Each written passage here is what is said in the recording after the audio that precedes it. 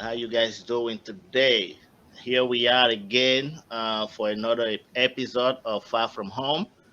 I'm here with my co-host today, again, the brother from another mother, Adam, and our wonderful guest. And today we have our guest coming straight off from West Africa. Right now, he's from a country called Burkina Faso. This guy has been one of us, one of the immigrants, his whole life. He's now back home. But I'm not gonna go into so much detail. I'm gonna let him, let you guys know what he's all about. But with no further ado, this is Victor Bado. Victor Bado, Hey there, guys. we really appreciate you coming on the show. We welcome you. I know it's really Thank late you. right now where you are, Yeah, and we want to thank you for being up this late, trying to, yeah. be on this show. How you doing, brother? Very well, very well. Thank you very much, guys. It's a pleasure. It's an honor and pleasure to have you guys here. So don't worry about the time. When it's any topic about Africa, you can wake me up at 3 a.m. in the morning. I'm just ready to go. So um, That's it's a that's pleasure. what's up. That's what's It's up. a pleasure to have you guys. So no need to worry, guys. All right. Great. That's what we like to hear. We like to see our brothers, supporting and be part the way that they Yes, can. Um, exactly. so this is really quick. As I don't like our podcast is pretty much about trying to talk about the life of immigrant in United States. You, Victor Bado, you have been in United States and in different part of the world.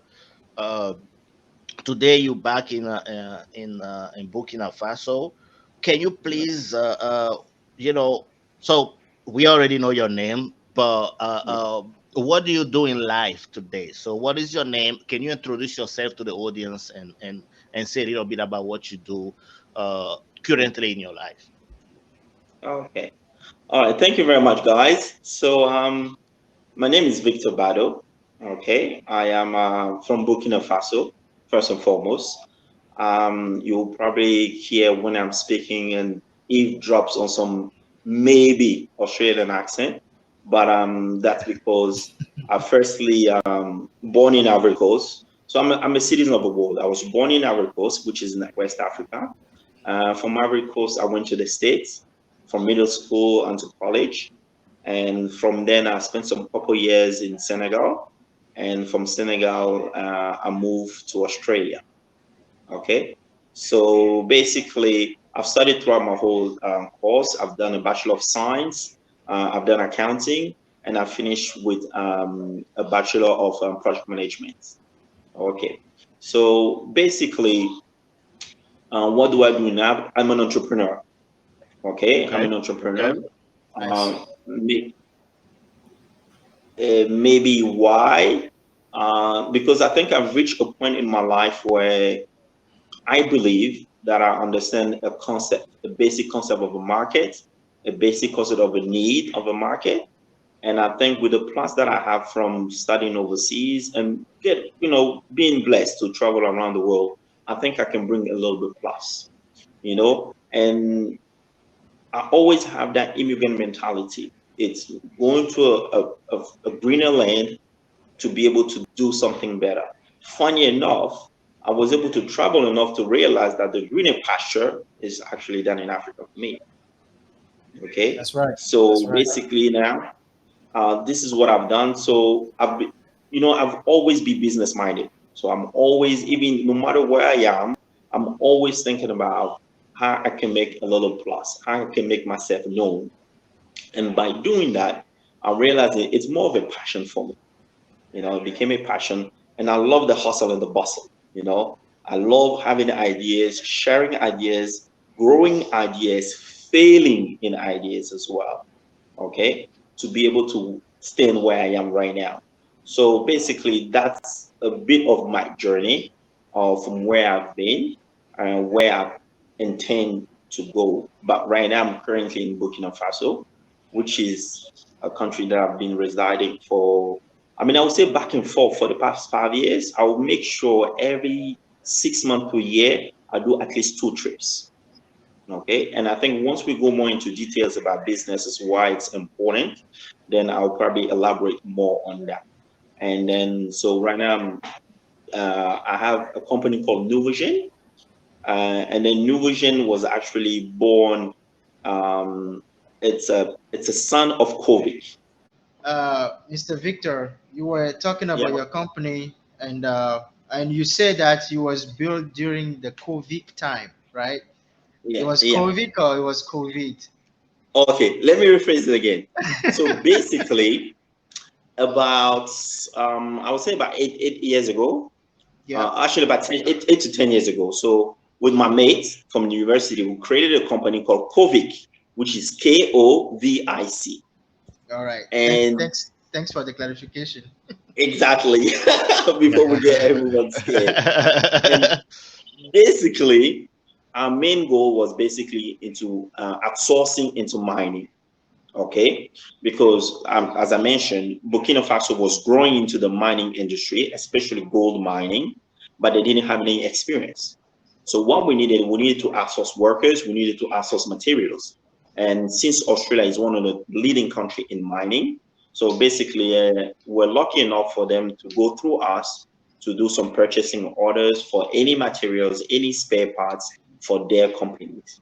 Okay, so that's how we started into the mining industry.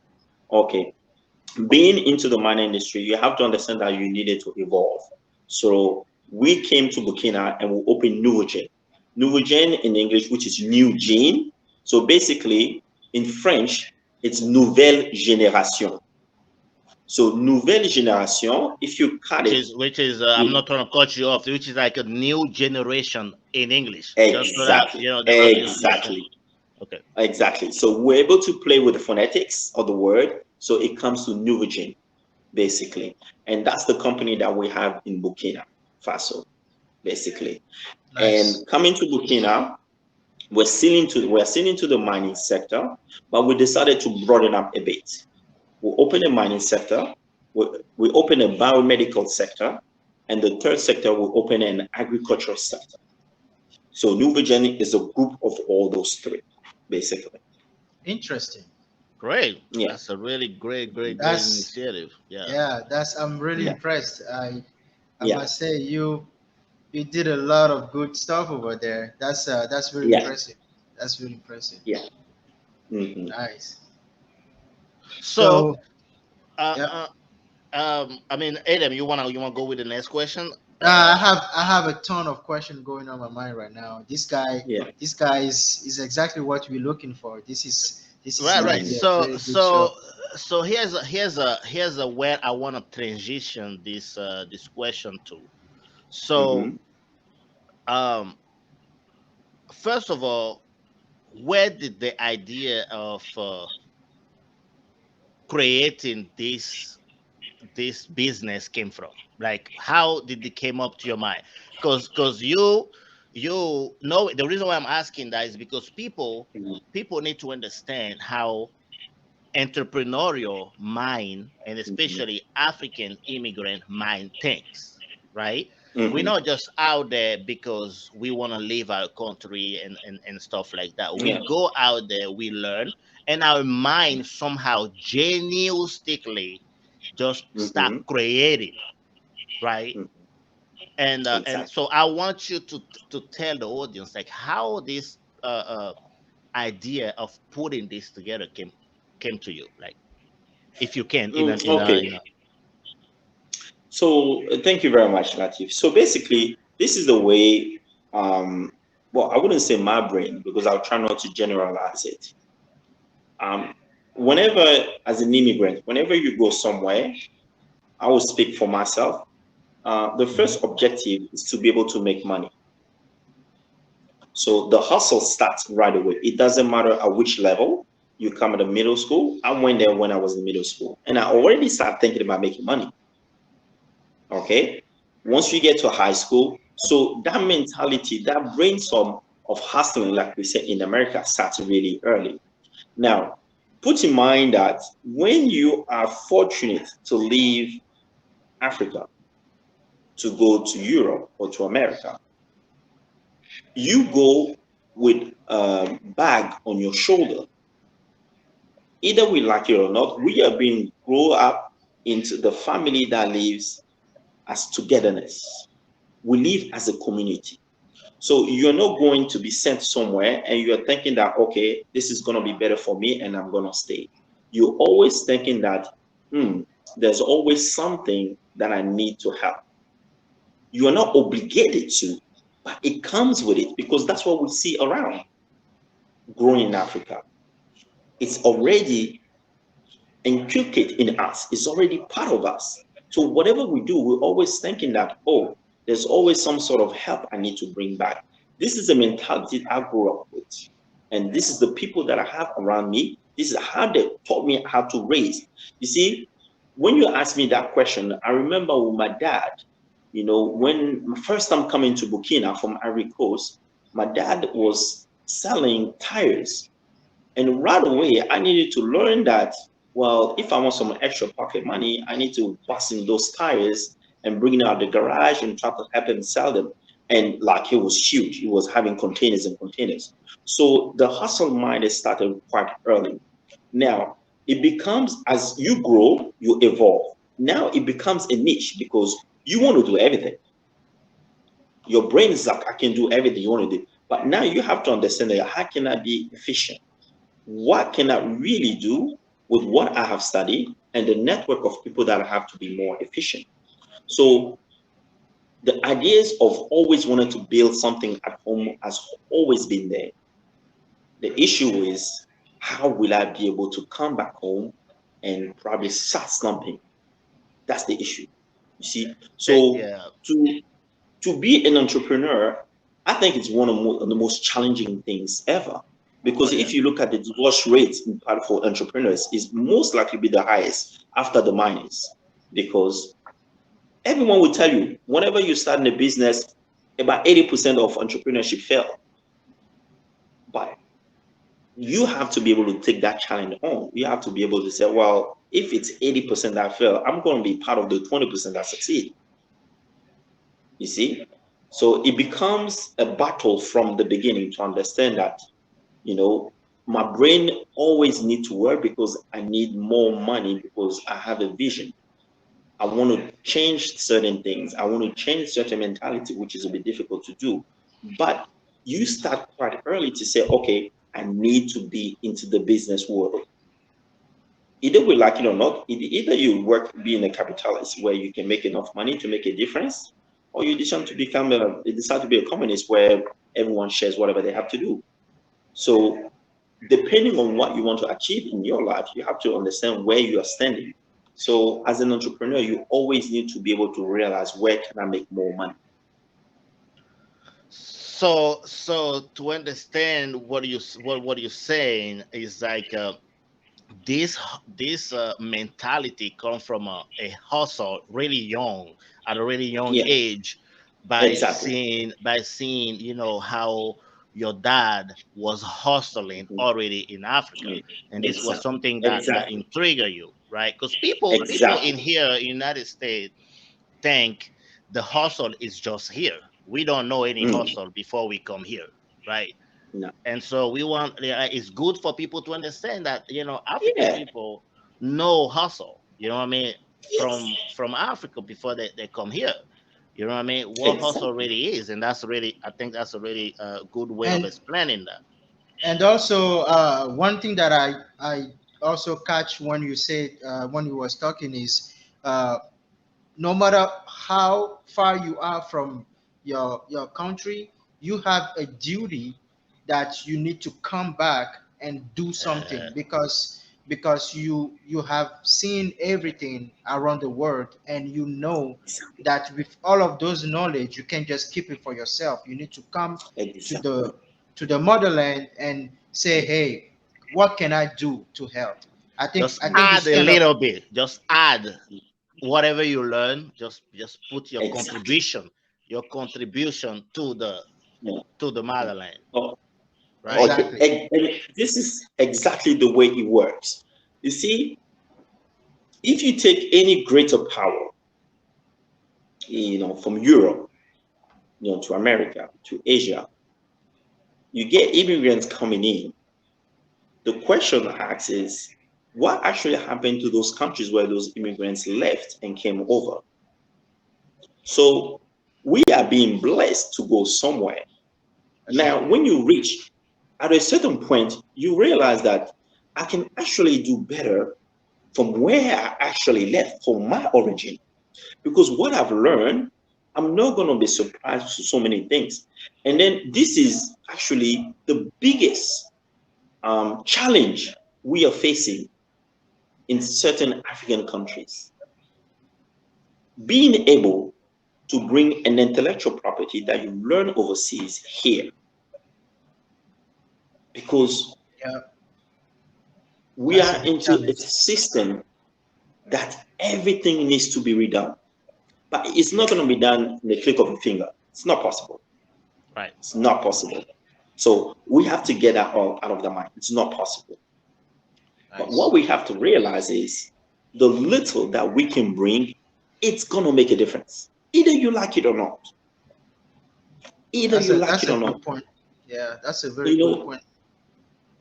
but when I have a good friend of mine, if I can bring that in, he always says that, there was a study done, I think with Bloomberg, and they realized that the amount of money Western Union is being transferred from immigrant overseas to Africa, it was a ridiculous amount of money. I'm talking about it was over $1 billion, and that's helping Africa. It doesn't. It doesn't. Yeah, yeah. People have to understand. We have come on the age where we need to be more efficient. We need to enter into the world, and we need to be able to make a stand. Right. Unless we're able to do that, we're not going to be part of the cake. We're not going to share any part of the cake. It's as simple as it is. Yep. You That's see? yep. So It's either you like it or not, there has to be some sacrifice made at a certain point. Okay? If I may, let me give you an example of one of those steps I spoke about. Look, Ivory Coast. Well, Ivory Coast. I'm sorry. I don't want to cut you. I don't want to cut you down. I Yeah. know we can. I'm sorry. I know we can. We're gonna go so deep, but Yes. I want to make sure we cover, some basic Exactly. questions. So Yeah. where we are right now, I think this is a really good spot for me to kind of ask Yeah. you really quick. We can come back. We can circle back to what we're Yes, trying to of say. course. Yeah. Um, Yeah. but I want our brother and sister American to Hmm. understand Hmm. uh what Africa is. Okay. Africa as a continent, but specifically Mm. West Africa. Okay, and the reason why I'm saying Okay. specifically West Africa, because whether good or not, the United States have a close relation with the west part of Africa, Hmm. based on that transition of Hmm. the slavery trade and stuff like that, Exactly. right? Hmm. But for a long time, you don't really see so much Hmm. of the influence of or so Hmm. much of the connection, when Hmm. it comes to people with the West Africa part. They're more, for me Hmm. personally, I think that they're more on the east side, Hmm. right? But Hmm. what can you what can you say, Victor, Hmm. today, where you Hmm. are in West Africa, right? Burkina Faso. A Hmm. lot of people don't know this name. A lot of Hmm. people don't even know that is the name of a country. Excuse Yeah, me of the way that I'm saying it, but yeah, it's real. yeah. You It know. is true. Mm-hmm. So for an American that never been to Africa and is trying to go to Burkina Faso, Mm-hmm. um, what can you say about the country that will be Mm-hmm. attractive to American visitors? All right. Okay. Thank you very much, Latif, for the question. Um, You work. I'm just going to probably give a brief history of Burkina Faso, and I think nowadays, um, we have no excuse. Let me be clear on it. We have no excuse to be ignorant to a very high level, and I'm sorry to say that. I think back in the days, when you need an information, you need a book or you need someone to talk to. Right. That's a great Nowadays, point. Yeah. information is open. Okay, information is open. We have Google. Google, Yep. you get on the net within the next 5 seconds, you can know as much as you want about a country. Now, let's put it into perspective. Maybe not all the information are quite truthful, but they are basic information that we need. Mhm. When you talk about Burkina Faso used to be called Upper Volta before the 1960s. Okay, we're a landlocked country. In the north, we have Mali, Niger. Down in the south, we have Ivory Coast, Ghana, Togo that we do border with. And on the east west, basically, we'll cover with Mali. On the other side, we'll cover with Benin and Niger. So we are a landlocked country. But when you look Africa, especially West Africa, we are located in the heart of West Africa, basically. So a lot of time when we talk about West Africa, we talk about ECOWAS. Go And on. Yep. basically, ECOWAS are the 18 countries in the western region of Africa that have tried to work together. And, in the monetary, we do have roughly the same currency we use, except Ghana and Gambia. Sorry, Ghana and And Sierra Leone. Nigeria. And Nigeria too. Well, Ghana and Nigeria and Sierra Leone. Exactly. So the ECOWAS is covered by the 18 countries. The majority of those countries were colonized by the French. Then you have the British, and then you have the Spanish. Okay. So it used to be called Upper Volta, and I truly believe of the way the landslide is compared to the other region. After the 1960s, the country has been called Burkina Faso, which is the people, the land of the integrated people. So usually, when you meet someone from Burkina Faso, and I say usually, he will be very truthful and he will be speaking from the heart, and is the way Like he the will big most likely. like the big Thomas Sankara. Exactly. See, the Yeah. way he will welcome you, but he's not fearful of telling you the way things are. And that is related to the culture because the land where they are, it's a very, very hard land.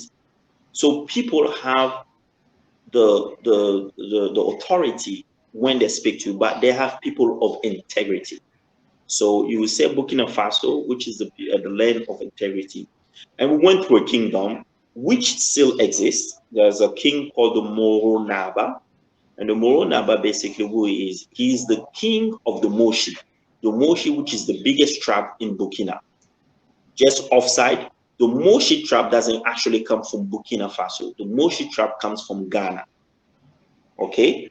But they came here with a royal lady, say right, for example, uh, in Benin, I was talking about the Amazon. In Burkina, we have the same thing.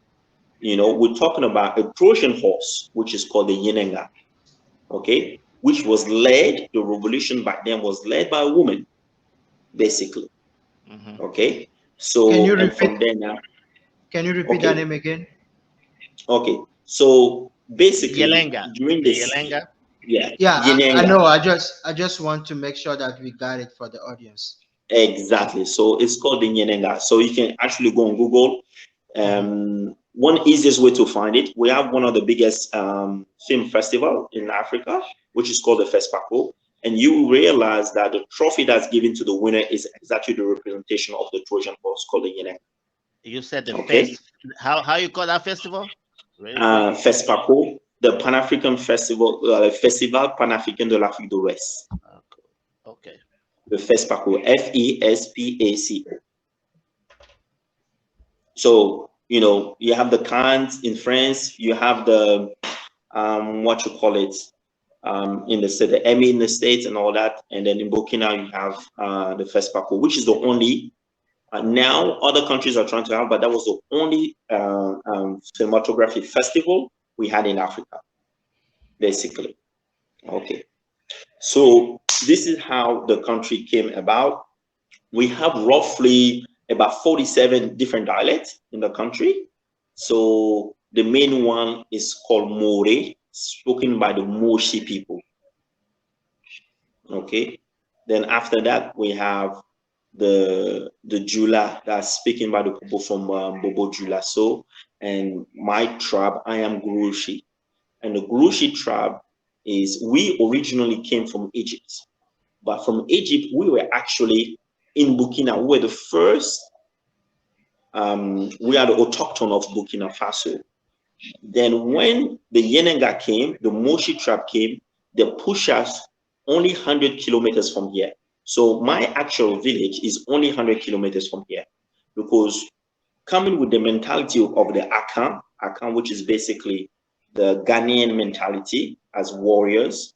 They came as a warrior, we fought with them, and we got pushed only 100 kilometers from the capital city, which is Ouagadougou.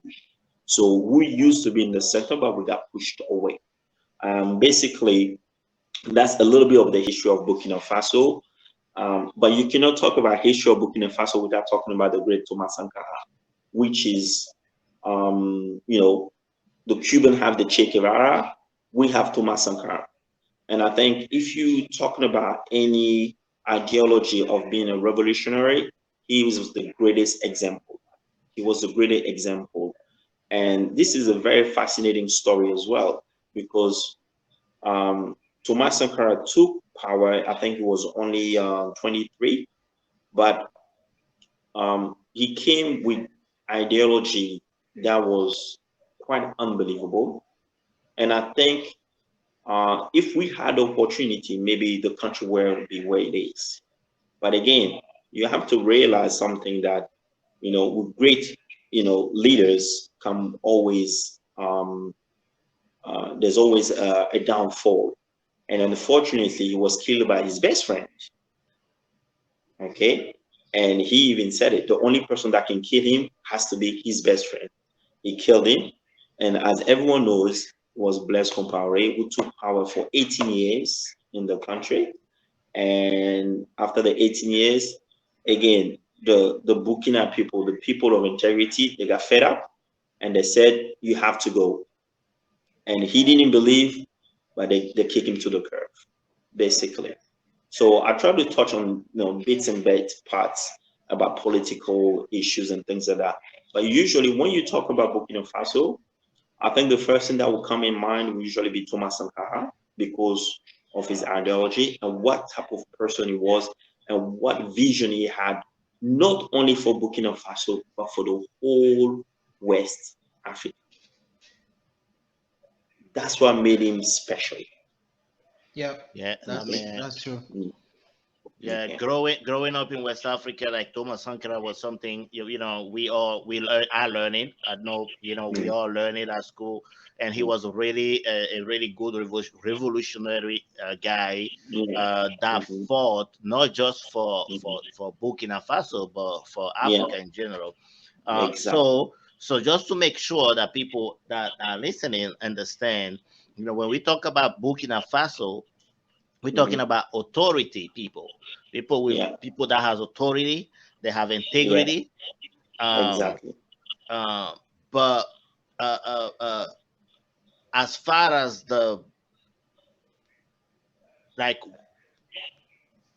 you say, we in Benin, for example, like um, when somebody goes to Benin, we have you know a a touristic attraction city that is called Wida, right? Because that Mm-hmm. has a it has Yes. a it has a is the whole city is just about the great um historical and slavery and all that that is really Mm-hmm. attractive now Yeah. to to tourists. Westerners. What Yeah. is it in Burkina Faso that Mm-hmm. people I mean the FESFACO, definitely that's Mm-hmm. one of the big festival that happen over there, that we Mm-hmm. want to make sure people know about, right? The Yeah. FESFACO, Mm-hmm. because it's the Yeah. same thing with in Ghana. You have the Chale festival that happen Yeah. every Mm-hmm. year, and then you have the year of Mm-hmm. return stuff that happen, Yeah. and stuff Mm-hmm. like that.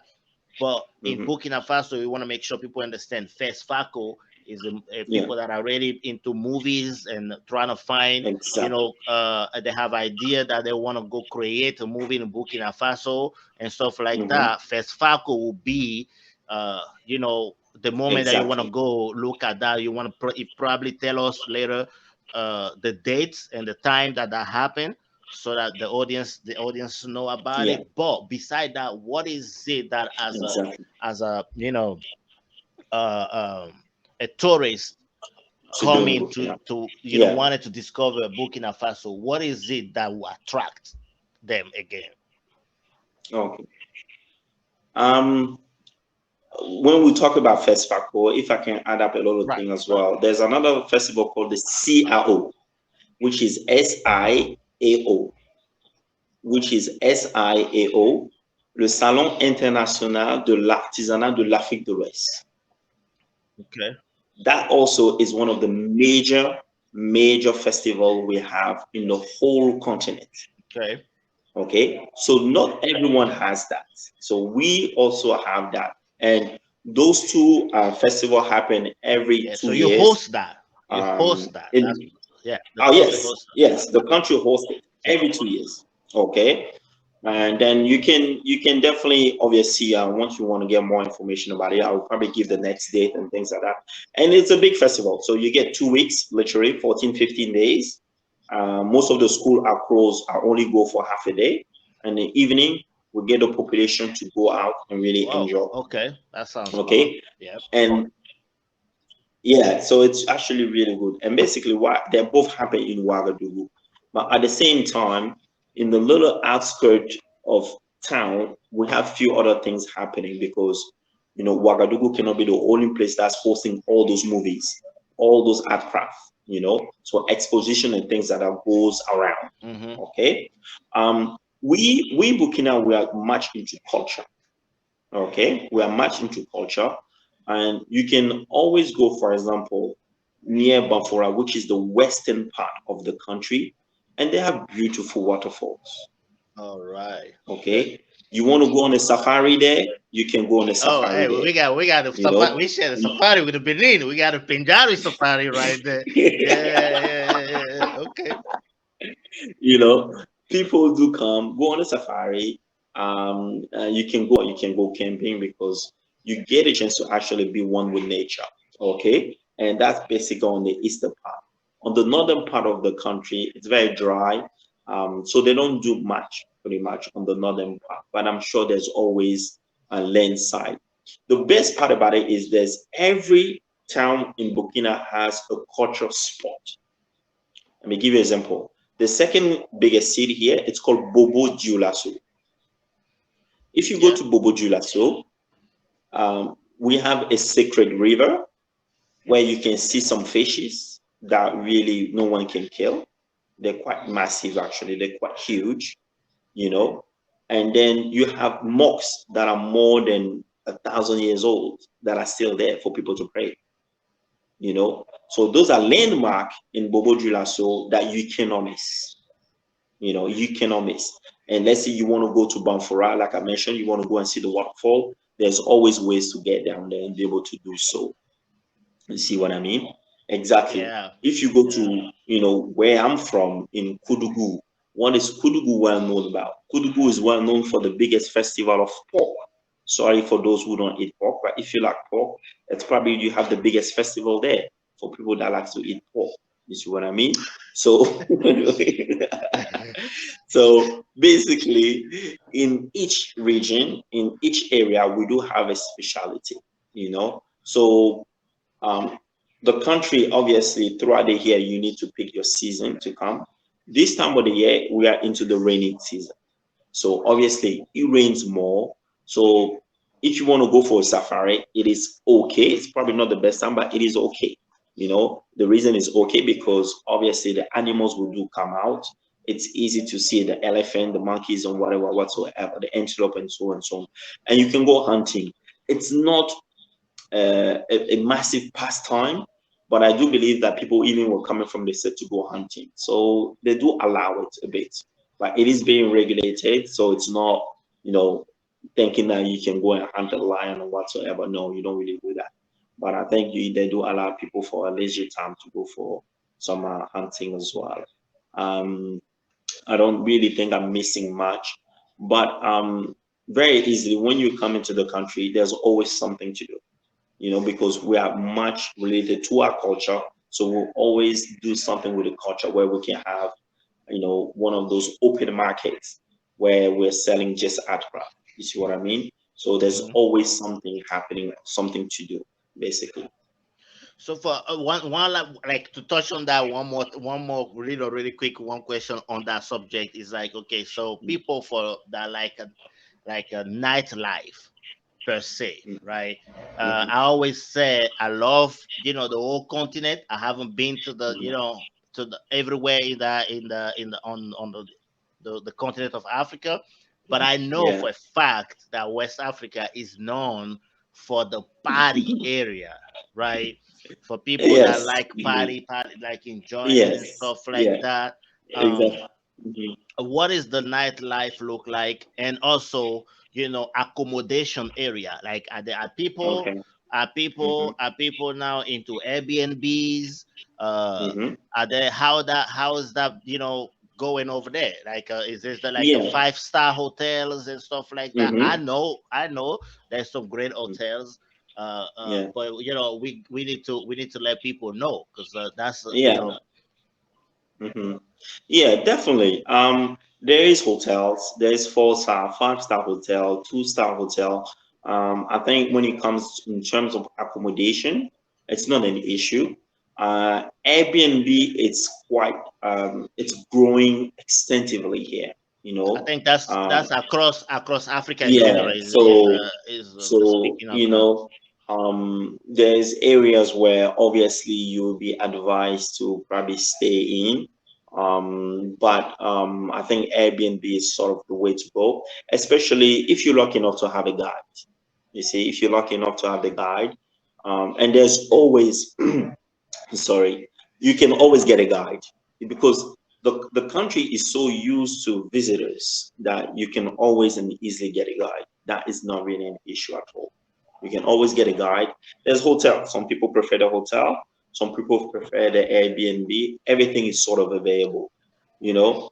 But like I Hey, said, hey, Victor, really quick, I'm gonna stop you right there, man. The people don't need no guides, no nothing. All they need to do is go through ALS Concierge Voyage, right? okay, And I will uh-huh. make sure that is all set up Set based up. on their Yeah, needs, right? ALS exactly. Concierge Voyage is there for Yeah, you. Is in the United States. exactly.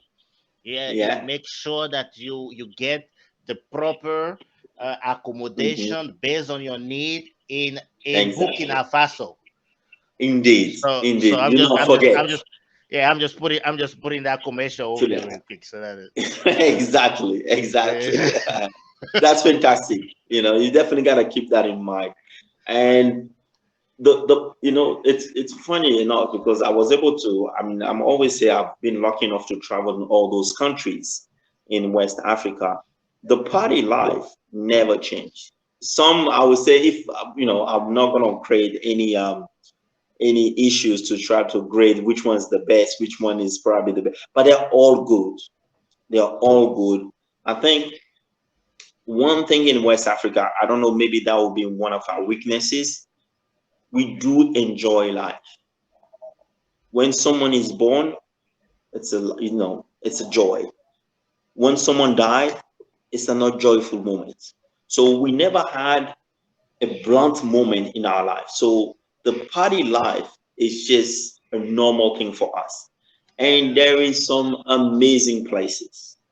There is some amazing places because people now understand that if I do have money, how would I really want to enjoy it? So we have a different concept of enjoyment. We have a different concept of living life to the fullest. So we Right. have to understand that. Right. See, love to party, get the guy on this next door to you, make some meat. This is what we call enjoyment. You see what I mean? And it's across West Africa. The party life is there. Um, Great we may music. have, oh yeah, it's just because wherever you go in West Africa, it's the same music. It Yeah. doesn't matter. Yeah. Yeah. Wherever you go in West Africa, and this is one of our strengths. Wherever you go, it's the same music. Whoever is the biggest one in Ivory Coast or in Benin, he's gonna be a hit in Burkina. He's gonna be a hit in Ghana, even though Right. they're not even a francophone country. Right. So the party life is there. People enjoy it. And then it's just one of those things that always stays. Live in a more secure manner and then be safe. We do have a lot of motorcycles here. So that's one thing Uh, that we have, but we do have a lot of cars. Like I said, always hit up ALS. You can get your private car to drive you around and all those things as possible. So always make sure if you hit them up, you can definitely facilitate your trip to Burkina Faso. And you know So what? let If me you have, let me jump in a little quick. We're talking about party and accommodation. We need to yeah, know how we can invest. What are the options to invest in Burkina to make money to enjoy first? Because exactly. that, we that, can that, we can just be spending money over there like that. You know what I'm that, saying? Yes. now let's talk real now. Okay. Exactly. So basically, it's very funny. So um, when you're talking about investment in Burkina, I have people that are willing to invest $10 million. I have people that are willing to invest $100. It all comes down to the level of investment you want to bring in. Now, if we're looking at the biggest scale, what can we do in Burkina to make money? It will sound very blunt, but everything needs to be redone. Everything. But what are Everything what needs are to be the redone. what are the what are the major like industries that are booming right now? Like, is I know you mentioned the mining, you mentioned agriculture, Exactly. but like Exactly. for the audience, what are somebody who has some money set aside they want to invest in Burkina Faso? What are the structure that is allowed those person to invest in the country? Okay. So basically, we have different alleyways where we can go about it. So if you do your research, you realize that in terms of if I'm come down to the mining sector, we're probably the fourth largest producer of gold. We're very young. We only started this about 15 years ago. So we have not even hit the peak of the level.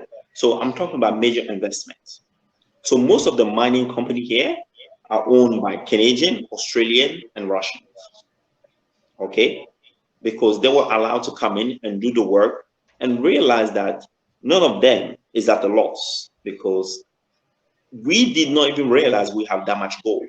And when I'm talking about in terms of purity, I'm talking about 23.880% because we never say 24 carats. So you have gold that is that pure. You don't even need mercury to clean it. You can get it very simply with water. So this is one of the major investment that's going through. In terms of the energy sector, this is a landlocked country. You said 80% of energy. the time, yes, energy. Okay. Yeah. This is country is pretty much landlocked. If someone comes and decides to say, okay, guys, how about we're able to produce some electricity to be able to, sell it to the country? That's possible. Those are high-end investments. Look, you have a country that is the number one producer of cotton. There's still land to be explored into the agriculture sector. Mangoes, tomatoes, onions. You'll be very surprised because no one knew that in Burkina you can actually grow tomatoes. Yeah, Now, that's impressive because when people hear about Burkina Faso, we're talking about we hear you put in our minds a desert, like things exactly, cannot grow there, you know. exactly, And I'll speak for myself. For Burkina Faso is Togo import from Burkina Faso the rice, exactly. and this is Yeah, just mind blowing, right? Like a mhm, country where it doesn't rain that much is producing exactly, rice, mhm, which needs a lot of water, and a exactly. country like Togo, who has all of those, cannot produce that amount of rice, but we get it from Exactly, Burkina Faso. So that's very good. exactly. Yeah, You know, and it yeah, all comes down to the comparative advantage because you have to realize in your domain, in your sector of investment, there's always an opportunity. You know, look, in Burkina at the moment, we have only one brewery. Okay. There's a major investment there. Yep. If you have a company, and those breweries, they're not owned by Africa, it's owned by Castel, which is in every Western African country because we all have those copycats. You see what I yeah, mean?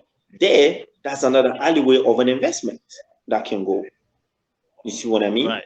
I mean, cattles, cattles. It's just one of those things that I mean, we went further in school, but we don't realize that the basic things always work. The land never lie. If you yep, have those investments, the land never lies. So if you're able to do those investments, that you're going to be able to work on it, and you're going to be able to make something out of it. Um, One thing which is a bit of our downfall, but at the same time is related to what we do to please ourselves, is bars. People love bars. Bars always work. I'm sorry to say about it, but people love bars. But enjoyment. they, exactly. But people are not used to your typical old school bars. They don't want that anymore. Yeah, You have a new wave of generation that understand, that watch TV, that have been overseas. They want a little bit of classical things. And you guys be living in the state. I can guarantee you, whatever you have there as a drink, you can get it here. You yep, see what I mean? yeah, So people now have a custom and they're happy with it. You see what I mean? So Mhm. Africa in general, being a country that is being rebranded in every sector, there's some work that needs to be done. yeah. That's a very If good point. You kind of touch a lot of sectors. That yeah, brings me to another question. mhm, Is that is like how is it for like somebody that want to travel to to Burkina Faso? Like how's the how much of the visa, like the amount of mhm, visa that they can get, and yeah, for their trip, is it like 2 weeks, is it like a month, like how yeah. how is that? I think to come to Burkina, if I'm not mistaken, you definitely have to get a visa, but it's just paperwork. We Okay, know putting you to a process. It's you do it paperwork. online Uh, you do it online or you you do have it to go? online.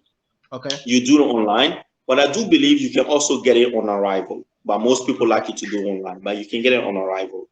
Yeah. okay, And they have those nice visa with your picture with all the colors in it, so it's pretty good. yeah, So it was quite impressive because I saw some friends from the state coming in and get it, so it's pretty nice. So you can either get it on arrival, or if you want to be safe and secure, you make sure you send it through the mail, and then you get it while you're in the state before coming in. So I do believe you need, but nowadays wherever you go, you need your COVID card.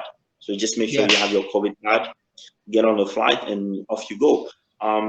Maybe, I mean, I'm sure ALS probably has some more information on it. There's different routes to be able to come here. depending on where you are. So I think those are usually the basic Reach things. out, And I think, reach out to ALS concierge, and we'll yeah, provide you all those information for sure. exactly. And I think you guys have to get your vaccination card, which is the international standard vaccination card. You have to get done, especially when you come to West Africa. And then that's it. That's about it. So how about the length? How long is it? Do you know? I think you get about 90 days. Okay. I think it's about 90 days. Okay. But yeah, I think it's about 90 days or 90 Okay. days to 6 months, but I'm pretty sure it's about 90 days. Yeah. Yeah. And then it's easy to renew. It won't cost you much. I don't think so. I think it's Okay. about $100 actually, if I'm not mistaken. About Interesting. $100. And so we Yeah. basing So if you ourselves. I'm sorry. Go ahead. Go ahead. I'm sorry. Oh, are you done? I'm sorry. I was trying to oh make sure yeah. that you finish what you were saying. Oh But yeah, yeah, yeah. Yeah, yeah. So I was I saying was that it's just just about go ahead. Go ahead. Go ahead, Victor. Go ahead. yeah, just I think it's about $100 if I'm not mistaken for the visa. Yeah, Mhm. on arrival. Yeah, but I can double check it because things change a bit nowadays. But yeah. Yeah. So I mean, even at ALS, we are not. Uh, we cannot tell you the length of the time of your visa and things like that. All that is based with the embassy. uh we you want to make sure that you double check with the embassy, because again, we don't have a package, we don't provide a package, we are a concierge to put up, to customize your trip for you. If you want us to check on that, we can do that upon request, right? um, Mhm, and the reason why I'm saying that is because every embassy, every country that you be going will have something different based on, because mhm. people don't, a lot of Yeah, people don't understand what the process of embassy is. Now we know what the yeah, process of embassy is, because mhm, we've been to the embassies for visa and stuff like that to come here, so we know how the process is. So I want to make sure that people out there understand that exactly. Mhm, information are much out there. The best information that you can get is on the website of the embassy or the consulate, mhm. or the consul, right, where Yeah, yeah, of the country residing here in the United States. exactly. On their Yeah. website, you will have all those information. But really quick, to go back to, just to go back on what you were saying. So the minery industry in Mm-hmm. Looking. Burkina Faso, it sounds Yeah, like a lot of people are um, British, and all these people that you mentioned, we didn't hear yeah. American. So it's for American. Mm-hmm. This is the time for American people, if they Mm-hmm. want to invest in any minery Mining. in Yeah, in the mining Burkina industry. Faso, you still Mm-hmm. have your spot. I'm thinking, Yeah, right? Yeah, yeah, exactly. so just to throw that out there. All Yeah, right. exactly. Mm-hmm. So now, Mr. Bado, we're gonna go on the question that we ask every guest that Okay. comes on the show. Uh, the first question is, if you can share your cultural shock moment during your time living in the U.S. or in Australia. For you, it's gonna be either one. We could take anyone. Your Mm. cultural shock moment. Mm. That means this guy has a lot Yeah, of them. Yeah. man, tell me Yeah, about you it. see? Tell me about it. It's just unbelievable. Um, I think probably the one that I have that I remember, it was when I was in high school, and Okay. I think I was in English class, and then one so when I came from Africa, so then everything was quite straightforward, the way you are, the way you dress and things like that. And I think the teacher when I wanted the student to go on board to just do an exercise. And he was like, nah, I'm not doing that. F you, go F yourself. So I'm just like, is this a movie? Am I into it? Because I'm like, yo, this is wild for me. And it was just like it was just going berserk in class. It was just wilding, like they say in class, just yelling and kicking. And I'm like, what? And I say, wow. So I just sat down. I was really quiet, and I'm like, oh, I didn't realize that you can talk to your teacher like this because I mean, coming from here, I said, man, listen, you better pray that they send you on board and you get the right answer. Oh my God, yeah. even You even better pray that you get the right answer. So not talking about even coming on the board, like you have to get the right answer. Right, So yeah, it right. was just one thing that, yeah, it was a bit of a shock for me. nice. I think I another think one, that's it's just go ahead. mad. Yeah, it was just a bit crazy. And I think another one, there was a big brawl in the school, and I was just like, the police came in, and I'm like, what? I mean, we back in the days, if you had to sort something out, you tell him, okay, I'm gonna meet you at the back of the class, and we're gonna handle it. You Right, know, right. so that was one of those things. And yeah, it was just one of those things. I think my transition, maybe if I can say it, from America to Australia was a little bit easier because once I got to Australia, I mean, with being in America, but once I got to Australia, I realized a lot of resemblance between us, African and Australians, which was very weird. You know, I realized a lot of resemblance between us and them, and so that made my transition a bit easier. But I did have more culture shock in America, and Nice. then you know some moments that are probably maybe not ideal because the way I think I was working a Foot Locker, and there was a young a young kid that mentioned that, oh, dad, I thought black people never work. You always say that black people never work, one of those things. But it was Wow. just, I mean, it is one of those things that never really brushed me off. Mm. I felt a bit sad because Uh, I'm like, well, you probably need to educate your kid a bit more. Yeah.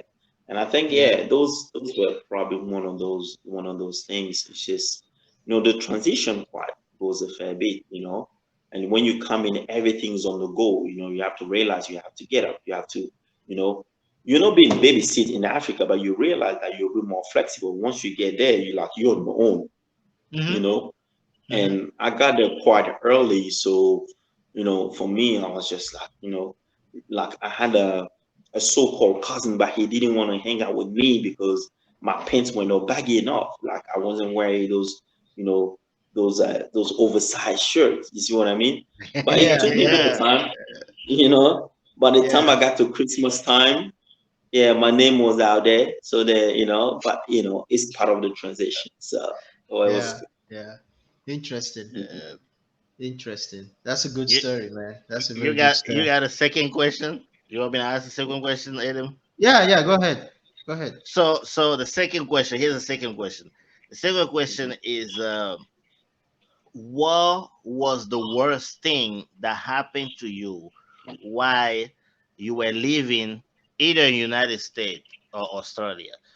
So that can be a funny stuff or sad stuff.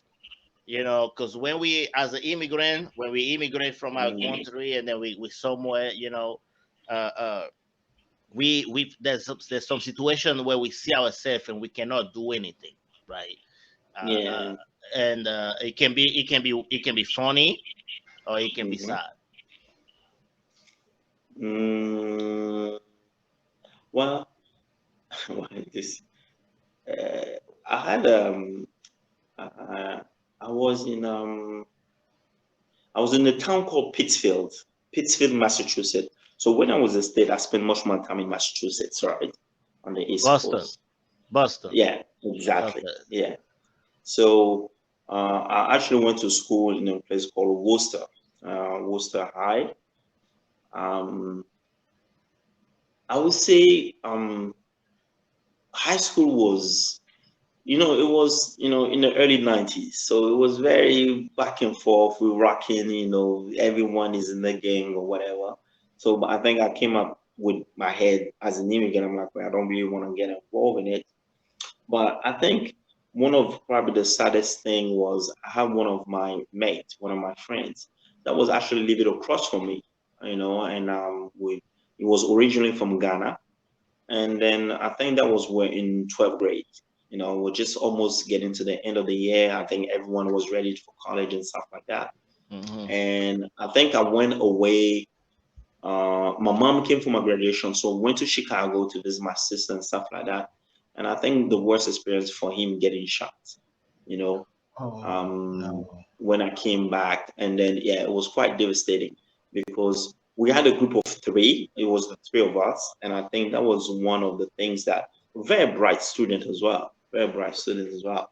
And Did it I'm sorry, wasn't did like, he die? Did he got yeah, shot? yeah, yeah, yeah, Died? he died. Yeah, yeah, Okay. he died. Yeah, yeah, he died. So I think that was one of the probably the worst experience there I'm because sorry, man. it Yeah. started making you realize that, yeah, this place I'm not sure, and if I really want to stay here for the rest of my life because anything can happen, you know, Mm-hmm. and then yeah, I think that would probably one of the probably the most heartbreaking part, yeah, of it being Well, mistake. rest in peace. Rest in peace to Yeah, that brother of yours.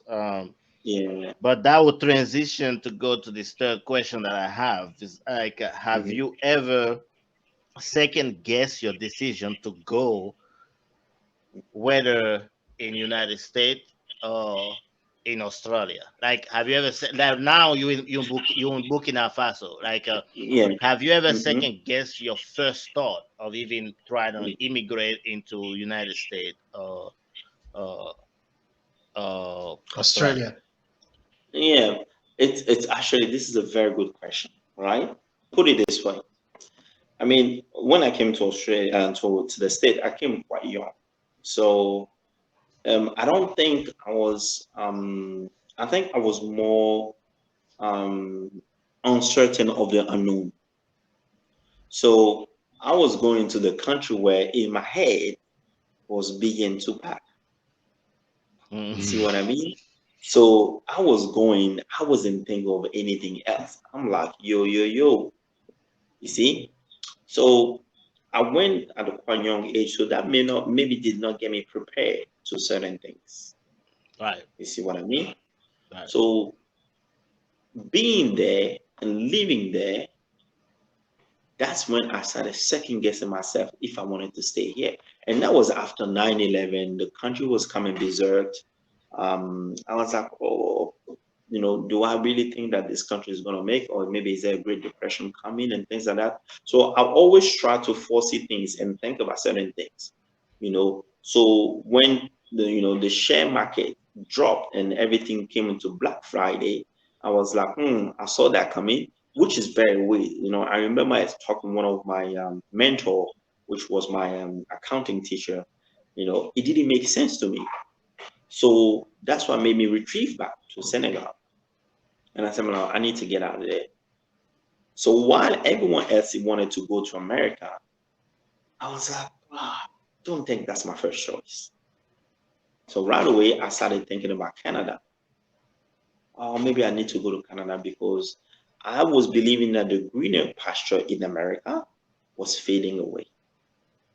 Not everyone was thinking because by the time I was thinking like this, most people like, no, we have to go there, you know. So we talking about So early 20s, like exactly, exactly, 2001, and I was like, wow, I don't think so.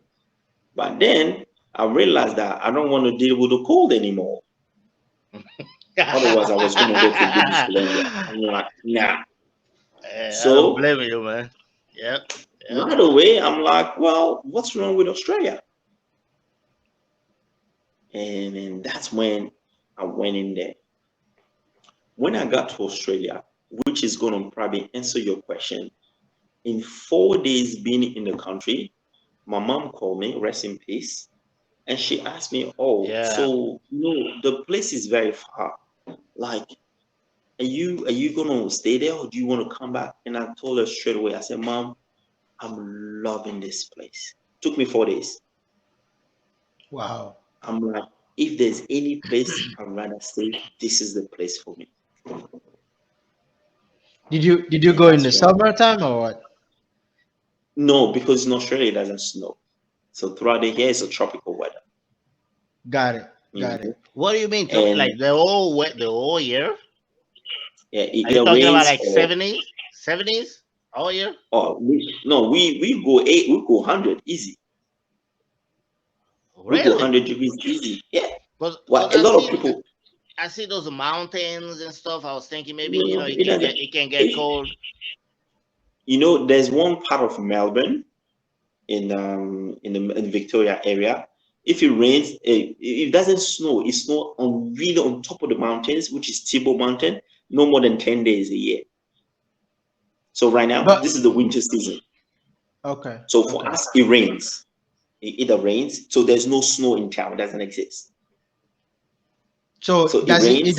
it doesn't get cold too, right? I think the lowest it will get for us. See, I live in Queensland, right? And the coldest it will get for us will be 18 degrees, maybe 15, 18. What is it? Is it Celsius over there? Yeah, Celsius. Yeah. Degrees. Yeah, degrees Celsius. Yeah. So it doesn't get cold Celsius. for us. Okay. Yeah. Summertime, the water for us, which I'm talking about, the sea for us, gets about 25 degrees. Like you get into the sea, it's warm. So I was like, well, yeah, I think I can stay there. And the other thing as well is the more you stay there, you relax. I'm sorry to say that it's stress free. You know, in the state, it's money. You have to work. You got to get two jobs as an immigrant. In Australia, you don't really need to go that far because you realize that with one job you can make enough money to take off when you needs to be taken care. You see what I mean?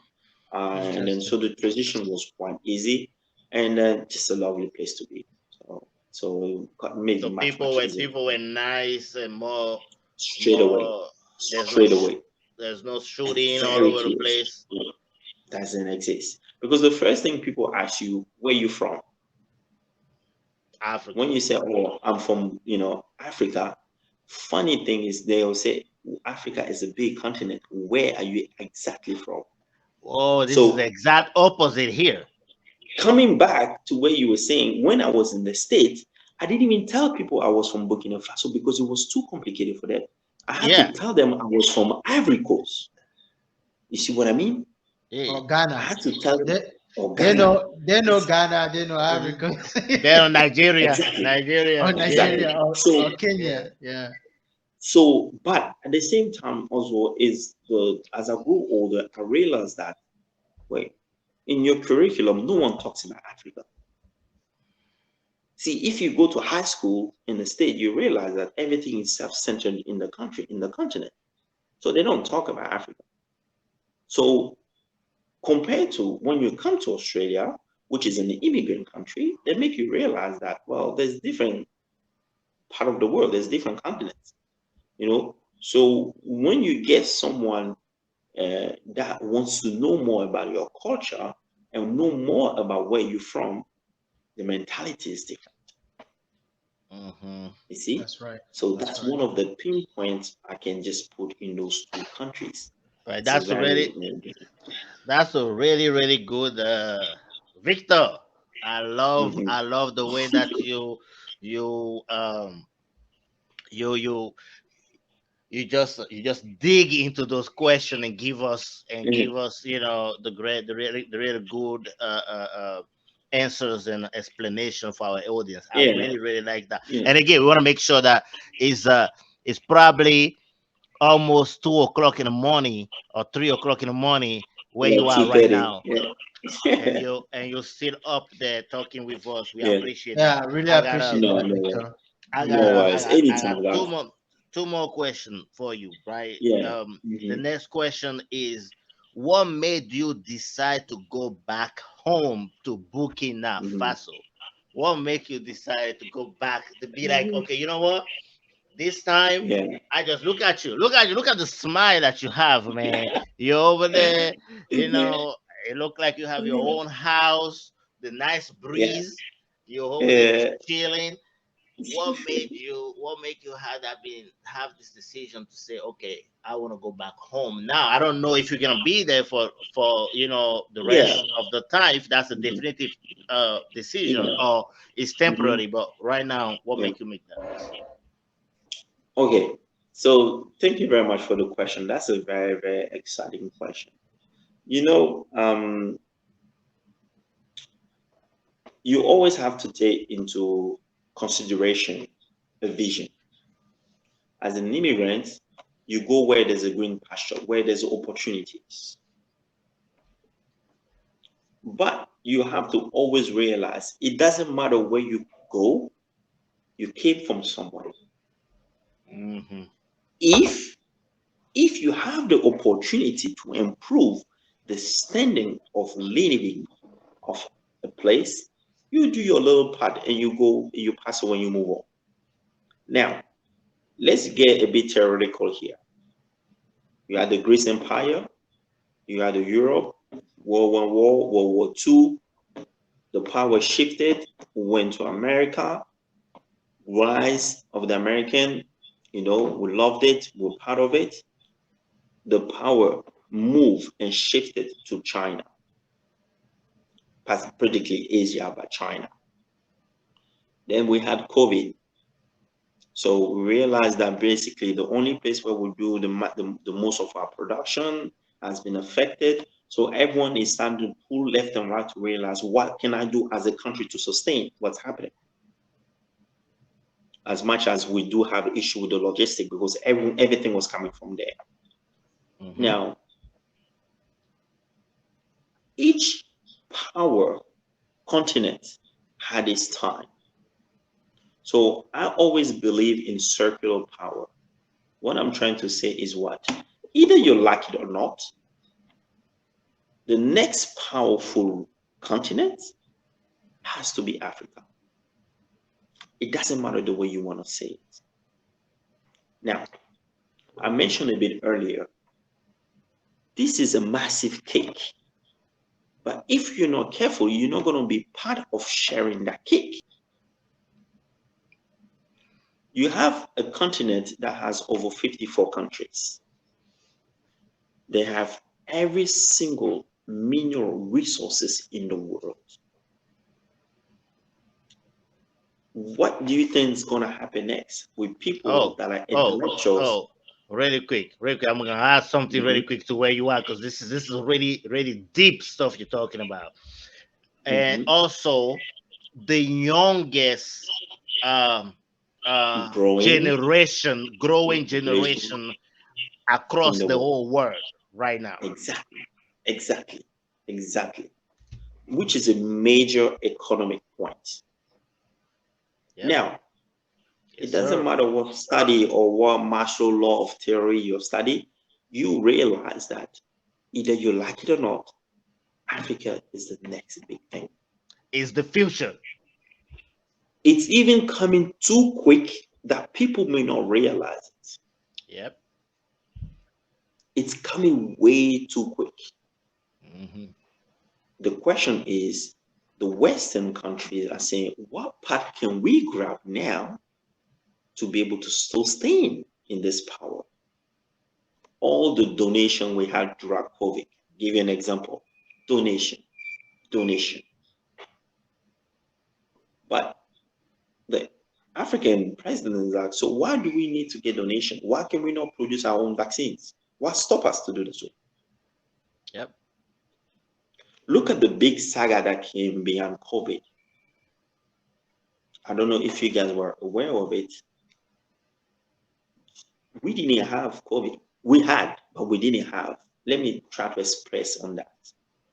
Yep. The number of death rate that we got per capita can barely, can barely be equivalent to the number of deaths that we had in France or in Portugal.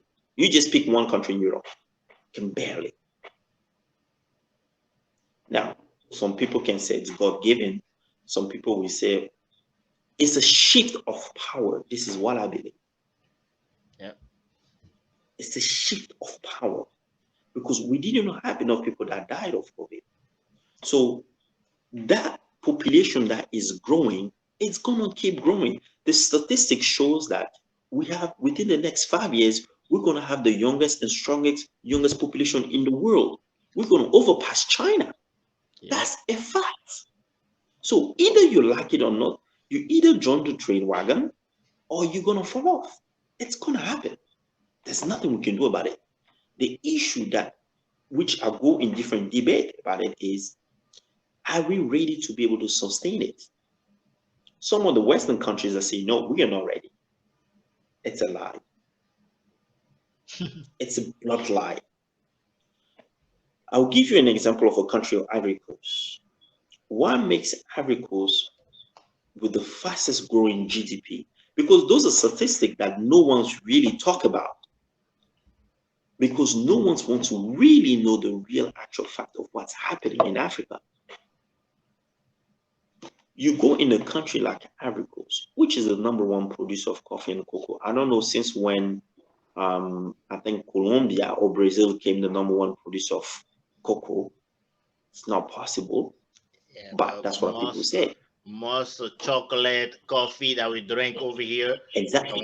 it comes from avocados for sure. Okay, so let's put a statistic in play. Latif, do you drink coffee? I used to. I used to when I Used used to. to smoke cigarette. Remember I used to Okay. smoke cigarette. I don't smoke Do no you more, eat so I don't chocolate? do no coffee. Do you eat chocolate? Sometimes. Everybody Sometimes. Sometimes. eats chocolate. Yeah, sometimes I do Exactly. sometimes. Adam, do you drink coffee or you eat chocolate? You do one of them, right? Yes, Okay. that's correct. This is what happening. Ivory Coast realized that they did not have a structured entity that had control over the coffee and cocoa. What you do is you have the farmers that would farm the coffee and then goes to the port and goes overseas.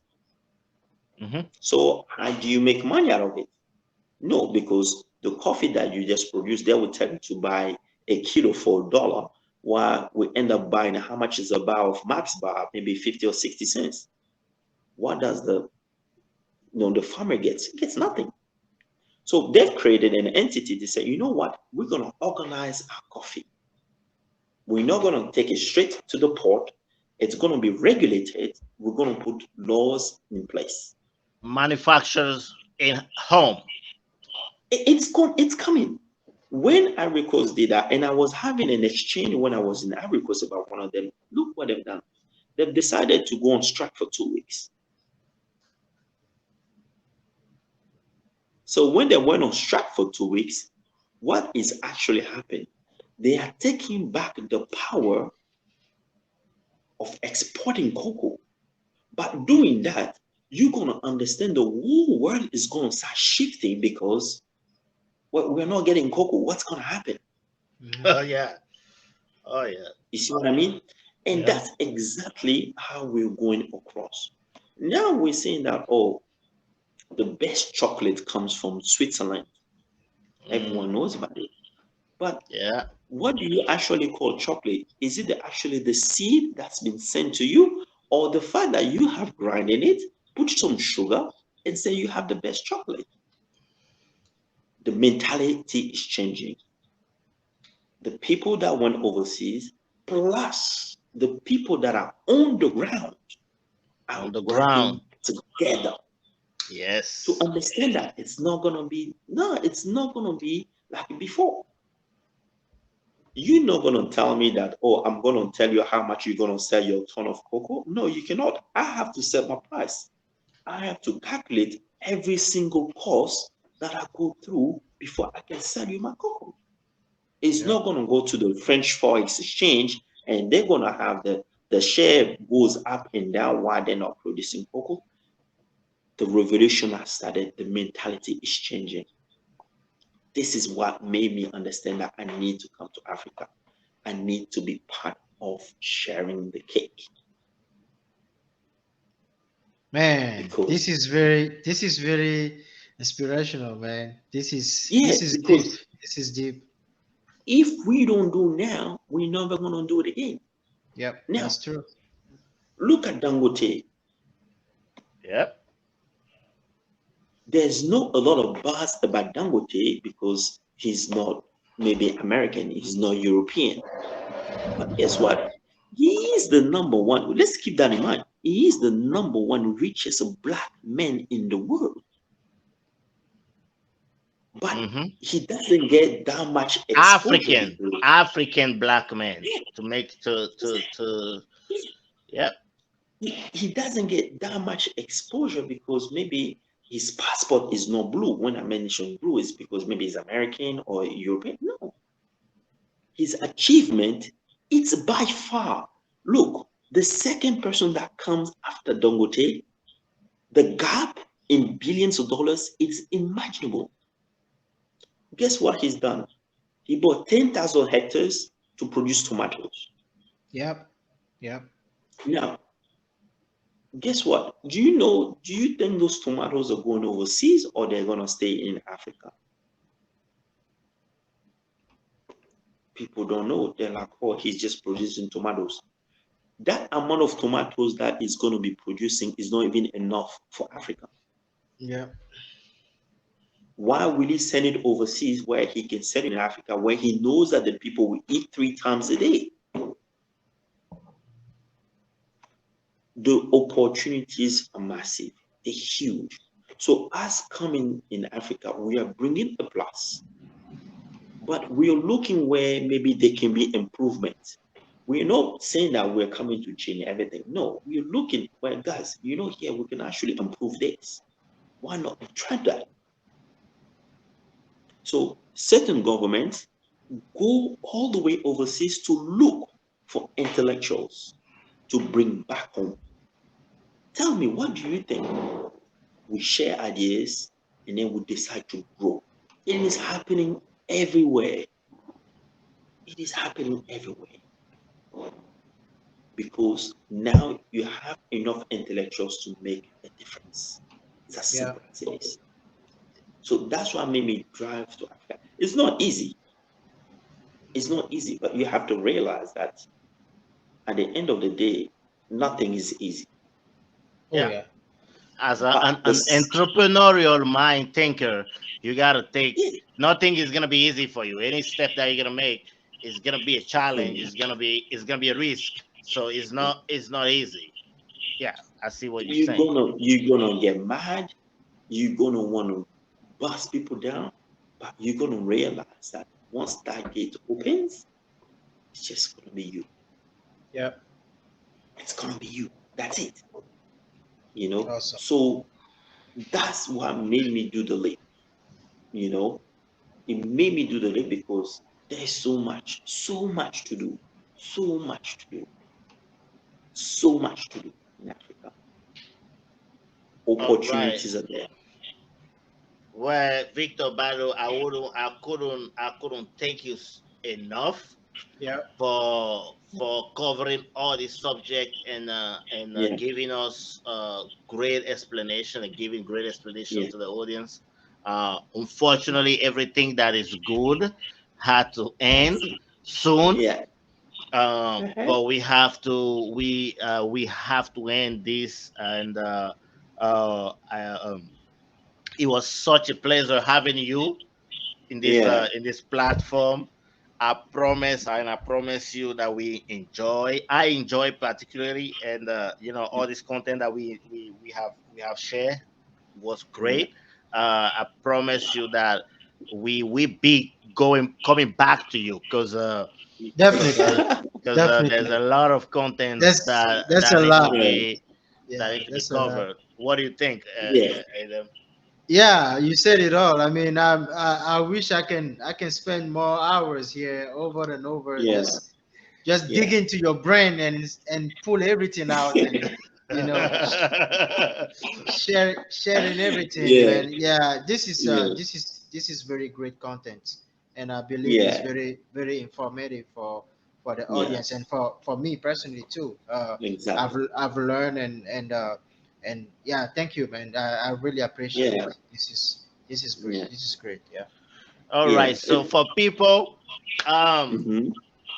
this is it. As we told you, this video was gonna be exceptional, and here you are. We have somebody from Burkina Faso, Mr. Victor Bado. Thank you for coming in. We Thank can you, go ahead guys. and end this tonight. Yeah. Please, you guys, subscribe, like, let us know what you like about this video. What is it that we need to improve? Me and Adam Yeah. are here to just hear you all the time. Uh, we love you. Until the next video. Yep. The Yes. next video. Yeah. Yeah. Thanks. The Thanks, It's guys, next. for gonna watching th- it. Yep. it's gonna be a Thank you very big much, deal. guys.